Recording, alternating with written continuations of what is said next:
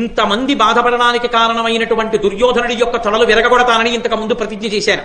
తొడలు విరగొట్టడం కాదు, తొడలు విరగొట్టి కింద పడగొట్టి నేల మీద పడిపోయిన దుర్యోధనుడి యొక్క తలని నా కాలుతో తంతాను.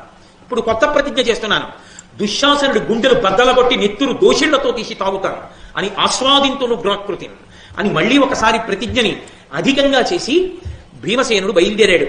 అర్జునుడు నేను గాంధీవం పట్టుకుని అక్షయబాణతో నీరంలోంచి సవ్యసాచిని ఏ చేత్తో బాణం సంధించి వేస్తున్నానో తెలియనంత వేగంగా గాంధీవమునకు సంధించి బాణ పరంపర విడిచిపెడుతుంటే కర్ణాది మహావీరులందరూ 14 సంవత్సరముల తర్వాత జరిగేట 14వ సంవత్సరములందంటే 12 అరణ్యవాసం 1 అజ్ఞాతవాసం అయిపోగానే 14వ ఏట జరిగేటటువంటి కురుక్షేత్ర సంగ్రామంలో నా బాణములు తాగినంత నెత్తురు తాగగా మిగిలిన నెత్తుడిని గద్దలు రాబందులు కురుక్షేత్ర రణభూమిలో తాగితే కర్ణాది శత్రువీరులందరినీ కూడా సంహరిస్తానని ప్రతిజ్ఞ చేసి అర్జునుడు ఇసక చల్లుతూ బయలుదేరాడు. నకులుడు ఒంటి నిండా ఇసక పూసుకుని బయలుదేరాడు. నకులుడు మహాసుందరుడు. ఐదుగురిలో పాండవులలో పరమ సుందరుడు నకులుడు. ఆ నకులుని యొక్క అందం సాటిలేనిది. సాటిలేని అందం కలిగిన నకులుడు బాధతో నారచీర కట్టుకుని వెడుతుంటే చూడలేక జనులు స్పృహ తప్పిపోతారేమోనని తనని ఎవరు గుర్తుపట్టకుండా ఉండడానికి ఒంటికి మట్టి రాసుకున్నాడు నకులుడు.